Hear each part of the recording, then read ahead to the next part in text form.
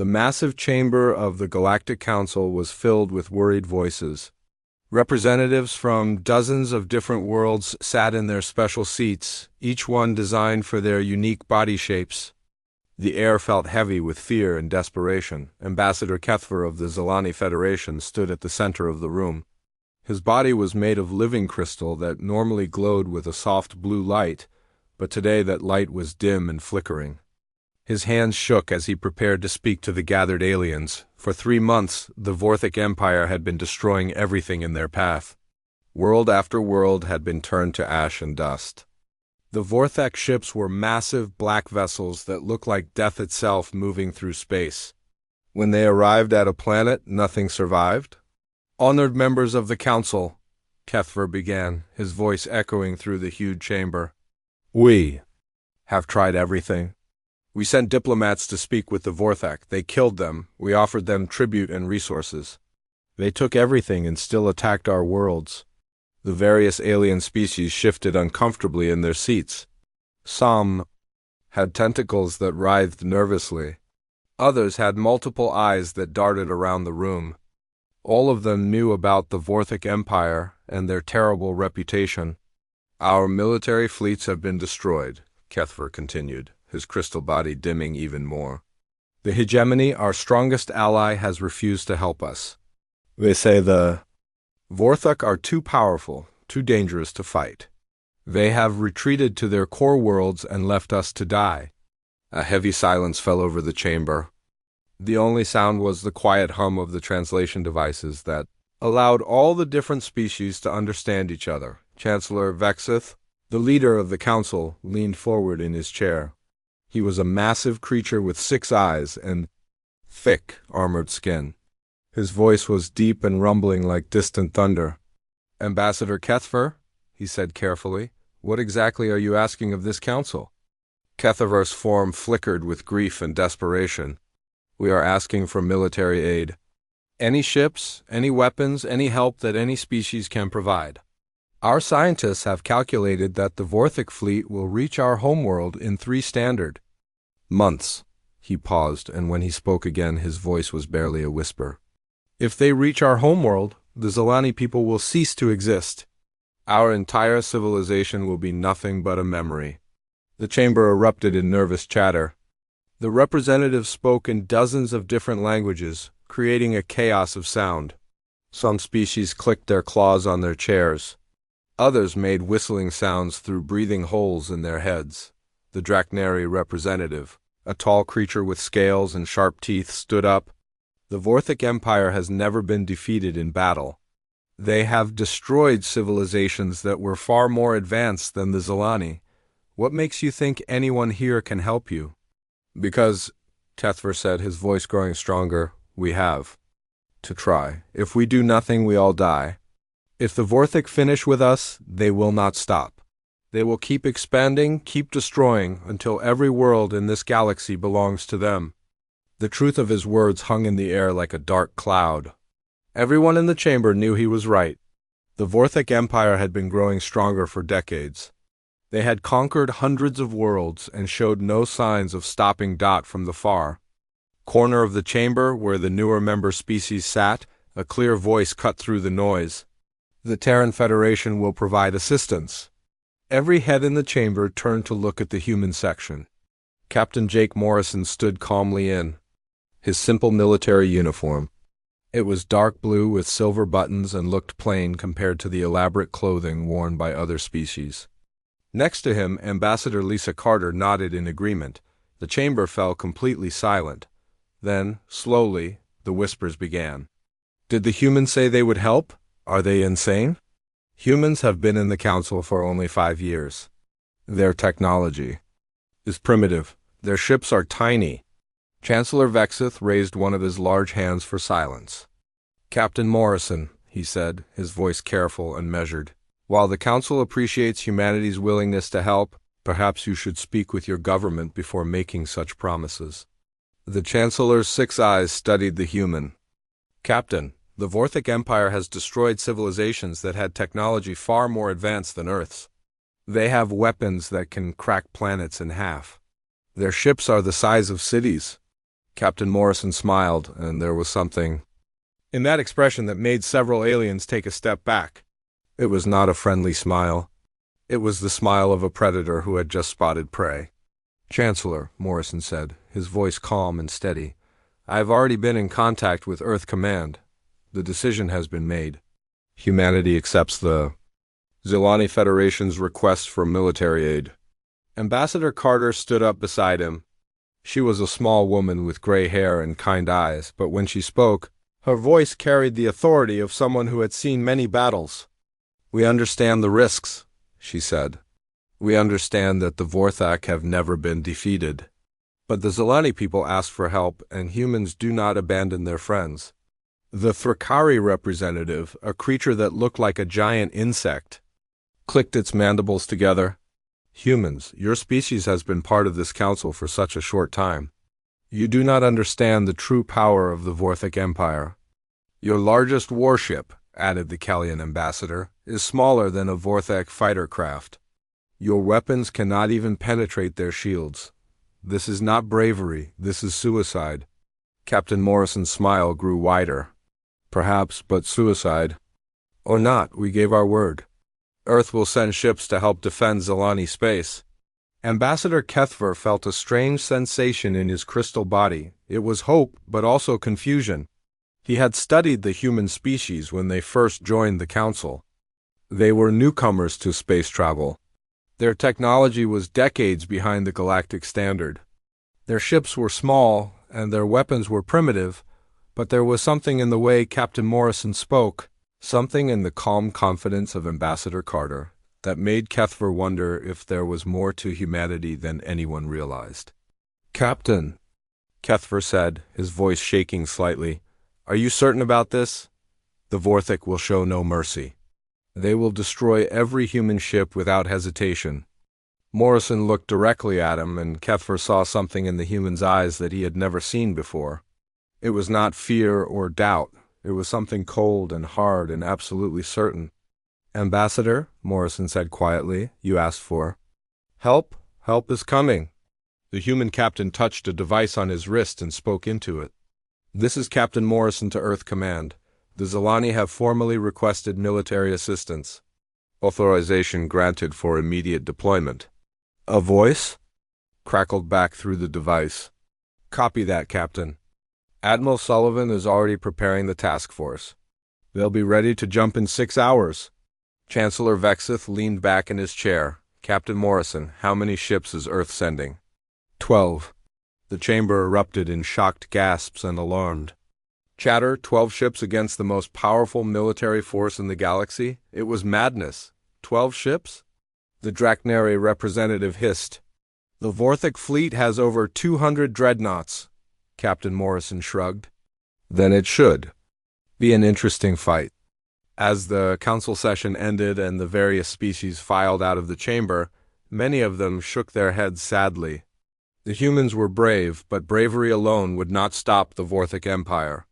In 3 months, there would be 2 dead civilizations instead of 1, but Ambassador Kethver lingered in the chamber, watching the humans as they prepared to leave. There was something about them that nagged at his mind. Something that suggested they knew more than they were telling Dot as Captain Morrison walked past him. Kethver reached out with one crystalline hand. "Captain," he said quietly, "why? Why would humanity risk everything for a species you barely know?" Morrison paused and looked back at him. "Because, Ambassador, that's what good people do. They help when help is needed." The human captain continued walking, leaving Kethver alone with his thoughts. In 3 months, they would all discover what humanity was truly capable of. None of them were prepared for that revelation. 3 weeks had passed since the meeting at the Galactic Council. Ambassador Kethver stood on the bridge of the Zilani border station, watching the empty space where his people's saviors were supposed to appear. His crystal body flickered with nervous energy as he waited. The station was one of the last defensive positions before Vorthak territory. Beyond this point, there was nothing but dead worlds and floating debris. The Vorthak had been thorough in their destruction, leaving no trace of the civilizations that once lived there. "Ambassador," called Praxtar, the station's tactical officer, We're detecting hyperspace signatures? Something big is coming. Kethver felt a surge of hope. Maybe one of the major powers had changed their mind. Maybe the hegemony had decided to help after all. He watched the viewing screen as space began to ripple and bend. Then the human ships appeared. Kethver's hope died like a candle in the wind. 12 ships. Just 12 small, boxy vessels that looked more like cargo haulers than warships. They were gray and angular, with no decorative features or impressive weapons visible on their hulls. That's it, Praxtar whispered, his voice filled with disbelief. That's humanity's response to the Vorthak Empire? The human ships moved in a tight formation, their engines glowing with a soft blue light. They looked tiny compared to the massive Zelani station, and absolutely insignificant compared to the Vorthak dreadnoughts that would arrive soon. Sir, the communications officer reported, the humans are requesting permission to dock. Kethver nodded sadly. Grant them permission. We should at least thank them for trying. A few minutes later, the station's docking bay doors opened to receive a human transport shuttle. It was small and simple, just like their warships. When the doors opened, 3 humans stepped out. The first was Captain Jake Morrison, the same human who had spoken at the council meeting. He wore his simple military uniform and carried himself with quiet confidence. The second was a woman with short, blonde hair and intense blue eyes. She was smaller than Morrison, but somehow seemed to take up more space. Her uniform was similar to his, but had more decorations and symbols of rank. The third was a man with dark skin and calm, intelligent eyes. He carried a small device that looked like a tablet computer. Ambassador Kethver, Morrison said with a respectful bow, thank you for allowing us to dock. This is Admiral Kate Sullivan, commanding officer of the Human Task Force. Admiral Sullivan stepped forward and extended her hand. It was a human gesture of greeting that Kethver had learned about. He touched her hand with his crystalline fingers. Admiral Sullivan, he said, trying to keep the disappointment out of his voice, we are grateful for your assistance. Every ship helps, no matter how small. The Admiral's expression did not change, but something flickered in her eyes. Ambassador, where exactly is the Vorthak fleet? Praxtar activated the holographic display system. The air above the table shimmered and formed a 3-dimensional map of the local star systems. Red dots showed the position of the Vorthak fleet. Here, Praxtar sighed, pointing to a cluster of red dots 3 systems away. Our scouts count over 200 Vorthak dreadnoughts plus support vessels. They're moving slowly, destroying everything in their path. The third human, whom Morrison had introduced as Colonel Ryan Martinez, studied the display with interest. How do they usually attack? They come out of hyperspace in a massive formation, Praxtar explained. Their ships are huge, heavily armored, and carry weapons that can destroy a planet from orbit. They don't land troops or engage in close combat, they just obliterate everything from a distance. Admiral Sullivan nodded as if this was useful information. And they've never been defeated? Never, Kethver confirmed. They've destroyed civilizations that were far more advanced than mine. The hegemony tried to fight them once, 50 years ago. They lost half their fleet in the first battle and have refused to engage them since. The Admiral walked around the holographic display, studying it from different angles. Captain Morrison, I want Eco Company deployed to the second planet in this system. Have them set up the equipment we discussed? Yes, ma'am, Morrison replied. What about the orbital platforms? Colonel Martinez will handle those, Sullivan said. I want engineering teams on every platform in the system. Full modifications, all the equipment we brought. Kethver listened to this exchange with growing confusion. Admiral, what kind of modifications? Our orbital platforms are just communication relays and sensor arrays. Admiral Sullivan turned to look at him, and for the first time, Kethver saw something in her eyes that made his crystal body vibrate with an unknown frequency. It was not fear or worry. It was something cold and calculating and absolutely certain. Not any more they're not, she said quietly. Over the next few days, the humans worked with an efficiency that amazed the Zelani. They swarmed over the orbital platforms, installing equipment that they had brought in their cargo holds. The devices were strange and unfamiliar, but the humans seemed to know exactly what they were doing. Captain Morrison spent most of his time on the second planet, supervising teams of human soldiers who were digging into the ground and setting up more mysterious equipment. When Kethver asked what they were doing, Morrison just smiled and said they were preparing the battlefield. Colonel Martinez worked on the orbital platforms, directing human engineers who were completely replacing the communication arrays with something much more complex. The new equipment was larger and required massive power sources.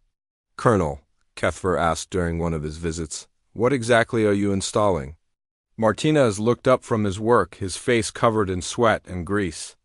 "Let's just say we're giving your platform some new capabilities, Ambassador. Capabilities that the Vorthek won't expect." Admiral Sullivan remained on her flagship most of the time, but she visited the station regularly to check on the preparations. She spoke with her officers in calm, measured tones as if they were planning a simple training exercise instead of preparing for a battle against the galaxy's most feared military force.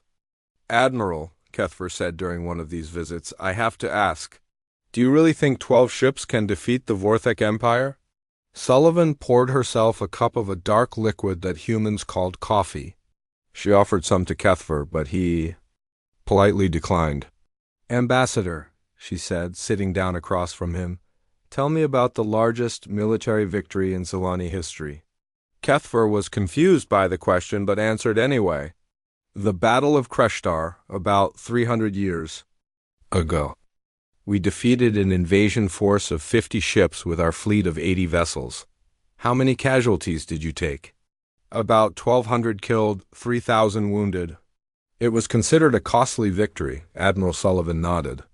"And how did your people react to those losses?" "There was great mourning. Memorial services were held across our worlds. It was a tragic but necessary sacrifice." The Admiral took a sip of her coffee. "In human history, Ambassador, we have a battle called D-Day. We sent over 150,000 soldiers to attack a heavily fortified position. We knew thousands would die. We sent them anyway." Kethver's crystal body dimmed with shock. That's horrible. How could you sacrifice so many?" "Because it was necessary," Sullivan said simply. "And because humans understand something that most species don't. Sometimes the only way to save lives is to be willing to lose them." Before Kethver could respond, alarms began blaring throughout the station. The communications officer's voice echoed through the halls. "All personnel to battle stations. Hyperspace signatures detected. The Vorthak fleet is approaching." Admiral Sullivan stood up and finished her coffee in one gulp. "Well, Ambassador, I guess it's time to see what humans are really capable of." She walked to the viewport and looked out at her 12 small ships. They looked even more insignificant now, floating in space like toys before a storm. "Admiral," Kethver said desperately, "it's not too late. You can retreat. You can save your people." Sullivan turned back to him, and again he saw that cold, calculating look in her eyes. "Ambassador, humans don't retreat when someone needs help. We advance." She activated her communication device. "All ships, this is Admiral Sullivan. The Vorthak fleet will arrive in approximately 1 hour. All personnel to battle stations. Initiate Protocol 7. Protocol 7? Kethver asked. "Admiral." Sullivan smiled, and it was the same predatory expression that Captain Morrison had worn at the council meeting. "That's when we stopped pretending to be harmless." As the human ships began to move into new positions, Kethver noticed something strange. They were not retreating to defensive positions. They were not forming the kind of protective formation that every military manual recommended. Instead, they were moving forward, directly toward the point where the Vorthak fleet would appear. "Admiral," Kethver said, his voice filled with panic, "your ships are moving into the kill zone. When the Vorthak arrive, they'll destroy you instantly." Admiral Sullivan was already heading for the docking bay where her shuttle waited. "Ambassador, you asked for help. Help is about to arrive." As she reached the door, she paused and looked back at him. "I suggest you record everything that happens next." Your people are going to want to remember this day." The admiral disappeared into the docking bay, leaving Kethver alone with his fears and his hopes. Space twisted and bent like broken glass as the Vorthak fleet dropped out of hyperspace.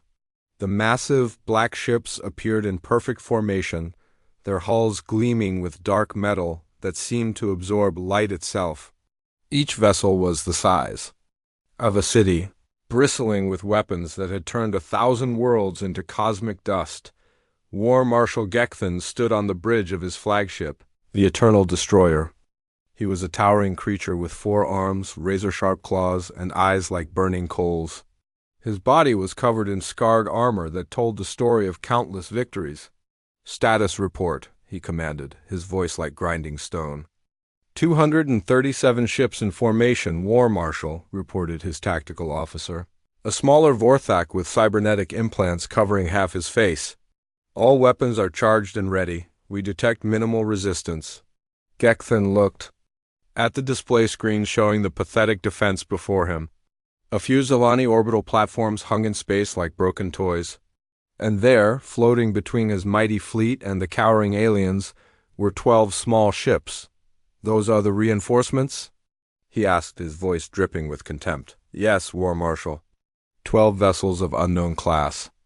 Our databases identify them as belonging to a species called humans. They appear to be ... primitive." Gekthan's mandibles clicked together in what passed for Vorthak laughter. The humans were even more foolish than their reputation suggested. Their ships were tiny, boxy things that looked like cargo haulers. They had no impressive weapons visible on their hulls, no massive armor plating, no energy shields flickering around their forms. "Have they responded to our surrender demands?" Gekthan asked. "No, War Marshal. They refuse to answer our communications. They just ... sit there." The War Marshal studied the human ships with the casual interest of a predator examining insects. He had fought hundreds of battles across the galaxy. He had destroyed civilizations that were far more advanced than these humans, species with energy weapons that could crack moons, fleets with ships larger than planets. All of them had fallen before the might of the Vorthak Empire. "Very well," he said, settling back into his command chair. "Destroy them quickly. I want to reach the Zilani homeworld before the next solar cycle." The Vorthak fleet began to move forward in their traditional formation, 200 ships spreading out like a wall of death, their massive guns rotating toward the tiny human vessels. Energy began to build in their weapon systems, a low humming that made the vacuum of space itself vibrate. On the Zilani station, Ambassador Kethver watched the scene unfold with growing horror. The Vorthak ships were so large they blocked out the stars. Their weapons glowed with deadly energy that could vaporize a moon. "They're going to be slaughtered," he whispered to Praxtar, who stood beside him with his tentacles trembling in fear. "The humans are brave," Praxtar replied, "but bravery cannot stop those weapons." That was when the humans did something that had never been seen before in galactic warfare. Something that violated every rule of space combat that had been established over thousands of years. They attacked First Captain Ben Torres, commanding the human ship UES Defiance, spoke into his communication device with the calm tone of someone ordering lunch. "All ships, this is Torres. Execute Protocol 7. Show them what Earth builds for war." What happened next changed everything. The 12 human ships suddenly began to transform. What the aliens had thought were simple cargo vessels started unfolding like deadly flowers. Hidden panels slid open to reveal weapon ports that had been concealed beneath false hulls. Armor plating shifted and moved, exposing advanced targeting systems that glowed with blue energy. The ship's engines, which had seemed barely functional, suddenly blazed with power that made nearby space shimmer and bend. The vessels grew larger as hidden sections extended outward, revealing their true size and purpose. Admiral Kate Sullivan's voice cut across all communication frequencies, broadcasting to every ship in the system. Her tone was as calm and steady as if she were reading a grocery list. "Vorthak Fleet, this is Admiral Kate Sullivan of the Terran Federation. You have exactly 15 seconds to reverse course and withdraw from Zelani space. War Marshal Gekfen S. Laughter boomed across his bridge. The sound was like grinding metal and breaking glass. Or what, primitive? What can 12 insects do against the might of the Vorthek Empire? Admiral Sullivan's response came in the same calm voice she had used before. We will show you why humanity does not start wars, Marshal. We finish them. The War Marshal was still laughing when the first human ship opened fire. Captain Lauren Hayes, commanding the UES Retribution, fired weapons that no one in the galaxy had ever seen before. Instead of the typical energy beams that most species used, her ship launched solid projectiles at incredible speeds. The metal slugs moved so fast they became streaks of light, slamming into the nearest Vorthek ship with devastating force. The impact sent shockwaves through the enemy vessel's hull. Armor that had withstood energy weapons for centuries cracked and buckled under the kinetic assault. Secondary explosions rippled along the ship's surface as the projectiles punched through multiple decks. Impossible, Gekthon snarled. Their weapons are primitive. How are they penetrating our armor? His answer came from another human ship as Captain Nick Palmer dove his vessel directly into the Vorthek formation. The used Vengeance moved with impossible speed, its pilot somehow avoiding the massive energy beams that filled space around it. But the most shocking thing was not how the human ships attacked, it was how they took damage. The Vorthek fleet poured devastating firepower into the human vessels. Energy weapons that could destroy mountains struck the small ships again and again. Any other species would have been vaporized instantly. Instead, the human ships absorbed the punishment and kept fighting. Report! Gekthon demanded as his weapons officer stared at his instruments in disbelief. War Marshal, our weapons are hitting their targets, but the damage is ...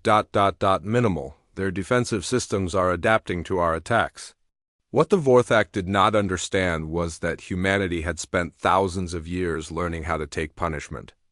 Every human ship was designed not just to deal damage, but to absorb incredible amounts of destruction and continue functioning. The human vessels had multiple layers of armor that could redistribute impact energy. Their hulls were compartmentalized, so that damage to one section would not affect the rest of the ship. Most importantly, their crews were trained to keep fighting even when their ships were falling apart around them. Captain Torres proved this when a Vorthek energy beam tore through his ship's hull, exposing 3 decks to space. Instead of retreating, he used the damage to his advantage, firing his weapons through the hole in his own ship to get a better angle on the enemy. All ships maintain formation, Admiral Sullivan commanded as space around them filled with deadly energy. Remember, we are not here to survive.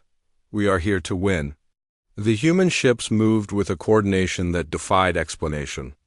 They fought like a pack of wolves, each vessel supporting the others while maintaining their individual attacks. When one ship was damaged, the others would close ranks to protect it. When an enemy ship was wounded, they would all focus there. Fire to finish it off. War Marshal Gekthon watched in growing alarm as his mighty fleet struggled against 12 tiny vessels. How are they doing this? Our technology is superior. Our ships are larger. Our weapons are more powerful. His communications officer looked up from his station with fear in his eyes. War Marshal, we are receiving a transmission from the surface of the planet below. Put it through. The voice that came through the speakers was calm and professional, belonging to a human named Colonel Ryan Martinez. War Marshal Gekthon, this is Colonel Martinez of the Terran Federation Ground Forces. I thought you should know that your ships are not the only targets in this system. Gekthon's blood ran cold. What do you mean? You never learned the most important lesson about fighting humans, Marshal. We do not just fight with our ships. We fight with everything we have. Suddenly, the orbital platforms that the Vorthak had dismissed as harmless communication relays revealed their true purpose. Massive weapons emerged from what had appeared to be sensor arrays. These were not energy weapons or missile launchers. They were railguns the size of skyscrapers, capable of launching projectiles at significant fractions of the speed of light. The first shot took a Vorthek cruiser completely. by surprise. The projectile struck with such force that it went completely through the ship and out the other side, leaving a hole large enough to fly a shuttle through. The vessel broke apart in a cascade of secondary explosions. Impossible! Gekthon roared. Those platforms were primitive. Our scans showed only basic technology. Colonel Martinez's voice came through the speakers again, and this time there was something like amusement in his tone. Marshal, the first rule of fighting humans is that we are very good at hiding what we are really capable of. More railgun shots erupted from the orbital platforms, each one finding its target with deadly precision.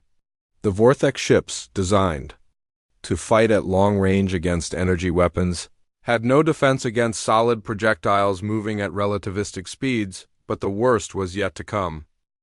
The explosion that should have destroyed Admiral Sullivan's flagship slowly faded away, revealing something that made every being in the system question everything they thought they knew about warfare. The Use Indomitable emerged from the blast, its hull glowing red-hot but still intact. Sections of armor had been blown away, revealing the ship's internal structure, but the vessel continued to fight. "Status report?" Admiral Sullivan's voice came through the communication channels, as calm as if she were asking about the weather. "Hull breaches on decks 5 through 12, came the reply from her damage control officer. "Main engines at 60%. Weapon systems fully operational." "Good enough," Sullivan replied. "Continue the attack." War Marshal Gekthon stared at his display screen in complete disbelief. His entire fleet had just fired everything they had at one small human ship. That attack should have vaporized it completely. Instead, the ship was still fighting. "How?" he whispered. "How are they still alive?" His answer came from the human ships themselves as they did something that redefined space combat for every species in the galaxy. They stopped fighting at long range and got close. Very close. Captain Lauren Hayes aboard the UES Retribution dove her ship directly into the heart of the Vortex formation. Her vessel twisted and spun between the massive enemy ships, avoiding their weapons by pure skill and what seemed like impossible luck. Her own guns fired continuously, targeting weak points in the Vortex armor that no computer should have been able to calculate. "Their tactics make no sense?" Gekthon's tactical officer reported. "They are fighting at point-blank range. They should be destroyed instantly, but the humans were not destroyed. Instead, they were tearing through the Vortex fleet like predators through prey. Their ships absorbed damage that should have killed them, then used that damage to fight more effectively. Captain Nick Palmer proved this when his ship, the UES Vengeance, took a direct hit from a Vortex energy cannon. The blast tore away half of his ship's hull, exposing the interior to space. Instead of retreating, Palmer used the exposed sections as improvised weapons platforms, firing through the holes in his own ship to attack enemies from unexpected angles. "This is impossible," Gekthon muttered, watching his ships fall one by one to the human assault. "Their technology is inferior. Their ships are smaller. How are they winning?" His communications officer looked up from his station with terror in his eyes. "War Marshal, I am detecting something else. The humans have more ships arriving." "What? Where?" "Everywhere, sir. They are coming out of hyperspace all around us." But when Gekthon looked at his tactical display, he saw only the same 12 human ships. No reinforcements had arrived. Yet somehow it felt like he was fighting an entire fleet. The truth was that the humans were fighting with a level of coordination and tactical awareness that the Vortex had never encountered. Each ship acted as both an individual unit and part of a larger organism. When one vessel was damaged, the others would instantly adapt to cover its weaknesses. When an enemy ship showed vulnerability, they would all focus their fire with perfect timing.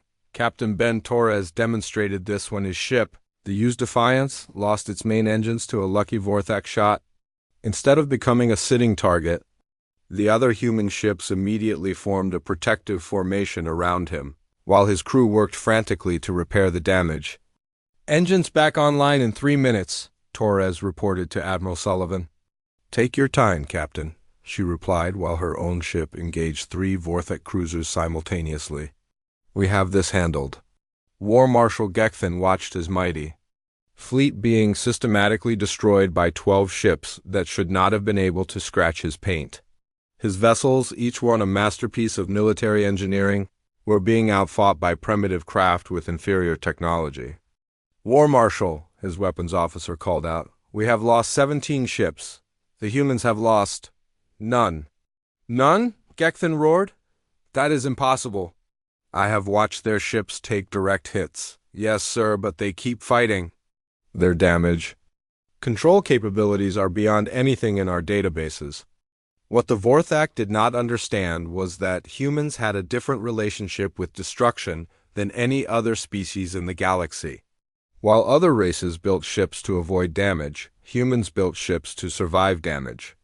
Every human vessel was designed with the assumption that it would be shot, burned, broken, and battered and would need to keep fighting anyway. The human crews were trained the same way. They did not panic when their ships were damaged. They did not retreat when faced with overwhelming odds. They adapted, improvised, and continued their mission no matter what happened to them. Captain Sarah Mitchell proved this when her ship, the UES Determination, lost its entire forward section to a Vorthak missile. Half her crew was dead, her weapons were offline, and her ship was venting atmosphere into space. Her response was to ram her crippled vessel directly into a Vorthak battleship, using her ship's explosion to destroy an enemy vessel 10 times her size. Mitchell is down, Admiral Sullivan reported calmly to her fleet. Her sacrifice took out their command ship. All units, exploit the confusion in their formation. The human ships immediately pressed their advantage, striking at the Vorthak fleet. While they were still reeling from the loss of their command vessel, the aliens tried to reorganize, but the humans gave them no time to recover. War Marshal, his tactical officer reported, the humans are using some kind of chemical propulsion for their weapons. Our shields are designed to stop energy beams, not solid projectiles. Then adapt our shields. Gekthon snarled. We cannot, sir. Our shield generators were not designed for this type of attack. We would need to completely rebuild our defensive systems. Gekthon felt something he had never experienced before in his long military career. He felt helpless. His ships were dying, his crews were panicking, and he had no idea how to fight an enemy that refused to follow the established rules of galactic warfare. The humans fought like nothing he had ever seen. They used tactics that seemed suicidal, but somehow worked. They turned their own damage into weapons. They coordinated their attacks with a precision that suggested they could read each other's minds. War Marshal, his communications officer, called out urgently, we are receiving another transmission from the planet's surface. Colonel Martinez's voice filled the bridge again, still calm and professional despite the chaos of battle raging above him. Marshal, you seem to be having some difficulty with our fleet. Perhaps I can help you understand what you are fighting. What?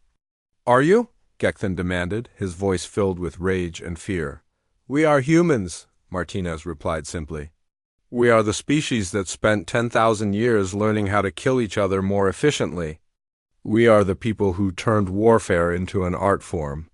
We are the civilization that only stopped fighting among ourselves when we ran out of enemies. The colonel paused, and when he spoke again, there was something cold and final in his voice. Marshal, you made the mistake of thinking that technology wins wars, but technology is just a tool. Wars are won by the people who are willing to do whatever it takes to achieve victory.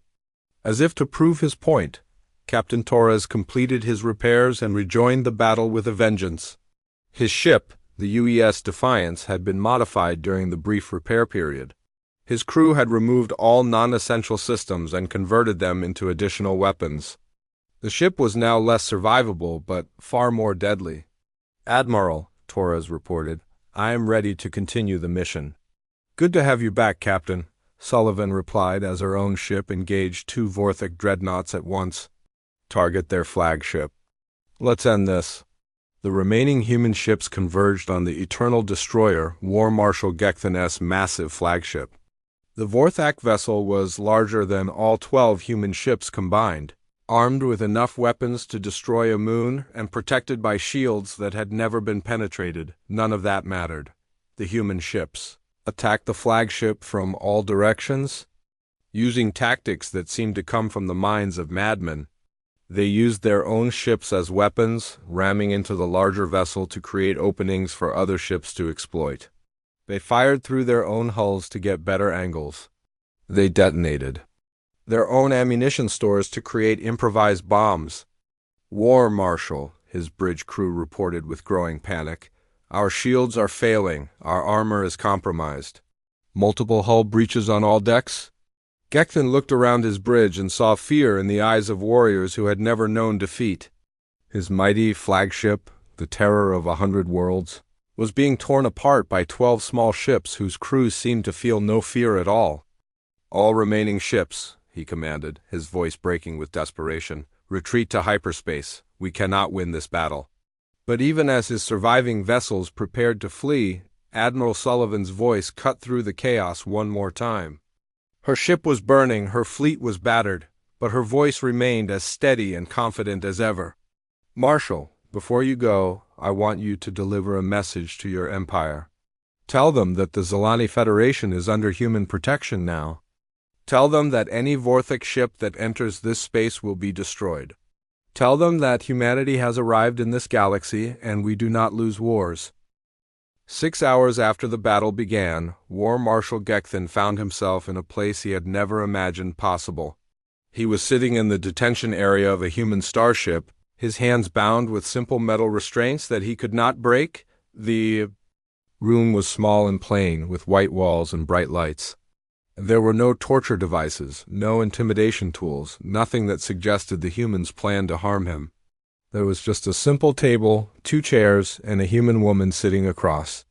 From him, Admiral Kate Sullivan looked exactly the same as she had before the battle. Her uniform was clean, her hair was neat, and her expression was calm. The only sign that she had just fought the greatest space battle in galactic history was a small bandage on her left hand. "I do not understand," Gekthon said, his voice filled with confusion and defeat. "Your technology is primitive. Your ships are inferior. Your weapons should not have been able to penetrate our defenses." Admiral Sullivan poured herself a cup of the dark liquid that humans called coffee. She offered some to the War Marshal, but he refused. His species could not drink human beverages without becoming sick. "You are right about our technology," she said, taking a small sip of her coffee. "We are probably 50 years behind the galactic standard in most areas. Our ships are smaller, our energy weapons are weaker, and our armor is less advanced." "Then how?" Gekthon demanded. "How did 12 ships defeat my entire fleet?" "Because you fundamentally misunderstood what you were fighting," Sullivan replied. She activated a holographic display that showed human military doctrine. Every other species in the galaxy developed space warfare as an extension of their ground combat. Long-range engagements, minimal casualties, decisive technological advantages. She gestured to another display showing human warships in action during the recent battle. Humans developed space warfare as an extension of naval combat. We expect to take damage. We expect to lose ships. We expect our people to die, and we design everything accordingly. Captain Jake Morrison entered the room, carrying a data tablet, and looking tired but satisfied. "Admiral, the casualty reports are in." "Tell me," Sullivan said. "We lost 3 ships completely, the Determination, the Victory, and the Justice. 423 personnel killed in action. 612 wounded." Gekthon's eyes widened in shock. "You lost almost half your people, and you consider this a victory?" "Marshal," Morrison said, sitting down beside Admiral Sullivan, "we saved an entire civilization from extinction. From a human perspective, those casualties are not just acceptable, they are a bargain." The War Marshal stared at them in disbelief. "But your own people died. How can you be so calm about their deaths?" "Because they died for something important," Sullivan replied. "Every human who joined this mission knew they might not come home. They came anyway because the Zilani needed help." Before Gekthon could respond, the door opened and Ambassador Kethver entered the room. His crystal body was glowing brighter than it had in months, pulsing with energy that indicated extreme excitement and gratitude. "Admiral Sullivan," he said, his voice filled with wonder. "Our long-range sensors show that the Vorthic fleet has retreated completely from our territory. They are returning to their core worlds." "How is this possible?" Admiral Sullivan gestured for the ambassador to sit down. "Because, Ambassador, you never understood what humans really are." She stood up and walked to the small viewport, looking out at the wreckage that drifted through space. Pieces of Vorthek ships floated among the debris, along with parts of the 3 human vessels that had been destroyed. "When we joined the Galactic Council 5 years ago," she continued, "everyone saw us as peaceful traders and explorers. You thought we were just another civilized species looking for friends and commerce." "Were we wrong?" Kethver asked. "Completely wrong," Captain Morrison answered. "Ambassador, humanity spent 10,000 years perfecting the art of warfare. We fought each other in every possible way on every possible battlefield with every possible weapon." He activated another holographic display showing scenes from human history. Wars fought with swords and shields, wars fought with guns and cannons, wars fought with aircraft and tanks, wars fought with nuclear weapons that could destroy entire cities. "We only stopped fighting each other," Morrison continued, "when we finally ran out of enemies on our own planet. When we reached the stars, we hoped we would never have to fight again." Admiral Sullivan turned back to face them. "But we never forgot how to fight. We never lost the skills that made us the most dangerous predators our planet ever produced." Gekthon looked at the images of human warfare and felt something cold settle in his chest. "You're saying that humans are naturally violent?" "No," Sullivan replied. "We are saying that humans are naturally protective. We will do anything, sacrifice anything, to protect the people we care about." She sat back down and looked directly at the war marshal. "Your empire has been successful because you fought civilized species who valued preservation of life above victory. You fought people who would surrender rather than accept massive casualties. And humans are different?" Gekthon asked. "Completely different," Morrison said. "Humans value victory above life. We will accept any loss, pay any price if it means achieving our mission." Admiral Sullivan pulled up one more display, this one showing the recent battle from beginning to end. "Marshal, your empire made the fundamental mistake of assuming that superior technology guarantees victory. But technology is just a tool. Wars are won by the people who are willing to do whatever it takes to win." Ambassador Kethver watched the battle replay with growing amazement. "Admiral, when we begged the Council for help, we expected perhaps some token support. Maybe enough to buy us time to evacuate our worlds? We never imagined that anyone could actually defeat the Vorthek." "That is because you never understood what you were asking for," Sullivan replied. "When you asked for help, you were not just asking for ships or weapons. You were asking humans to make a promise." "What kind of promise?" Captain Morrison leaned forward in his chair. "A promise to protect you. And when humans make that kind of promise, we do not break it. Ever." The door opened again, and Colonel Ryan Martinez entered the room.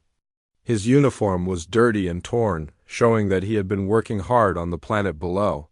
Behind him came Captain Ben Torres, whose ship had been badly damaged but had survived the battle. "Admiral," Martinez reported, "the orbital platforms are secure. We have established a permanent defense network around the Zelani homeworld. Any hostile ships entering this system will be detected and destroyed." "And the message?" Sullivan asked. "Sent to every Vorthik military installation in the galaxy," Torres replied. "The message is simple. Zelani space is now under human protection. Any Vorthak ship that enters this territory will be destroyed without warning." Gekthon looked around the room at the human officers. They were not celebrating their victory. They were not boasting about their accomplishments. They were simply doing their jobs, as if saving an entire civilization was just another day at work. "I still do not understand," he said. "Why would humans risk everything for a species you barely knew?" Admiral Sullivan finished her coffee and set the cup down on the table. Because, Marshall, that is what good people do. When someone needs help, you help them. When someone is in danger, you protect them. When someone asks you to make a promise, you keep it. She stood up and moved toward the door. Your empire has spent centuries conquering weaker species because you could. Humans do not conquer weaker species, we protect them. As she reached the door, she paused and looked back at Gekthin. Marshall, you are going to be released. You will be given a ship and allowed to return to your empire. When you get there, I want you to deliver a message. What message? Tell them that the galaxy has changed. Tell them that there are now people who will fight back when they attack the innocent. Tell them that humanity has arrived and we do not lose. Admiral Sullivan left the room, followed by her officers. Ambassador Kethvar remained for a moment, looking at the defeated war marshal with something that might have been pity. Marshal, he said quietly, you asked why humans would risk everything for us? The answer is simple. They did it because we asked for help, and humans do not abandon their friends. As news of the battle spread throughout the galaxy, every species came to understand a fundamental truth about humanity. They had not joined the Galactic Council to trade or explore or make friends. They had joined to make sure that no one would ever again have to beg for help against overwhelming odds and be refused. In the weeks that followed, the Vorthak Empire began to collapse. Worlds that had been conquered decades ago rose up in rebellion, knowing that humanity would support them. Species that had cowered in fear for generations suddenly found the courage to fight back. The galaxy discovered that when humans made a promise to protect someone, they meant it absolutely. They would send ships across impossible distances, fight against overwhelming odds, and sacrifice their own lives to keep their word. And in a galaxy full of civilized species who fought with restraint and calculation, sometimes what you needed was not civilization. Sometimes what you needed was humanity. The Zilani would never again have to fear extinction.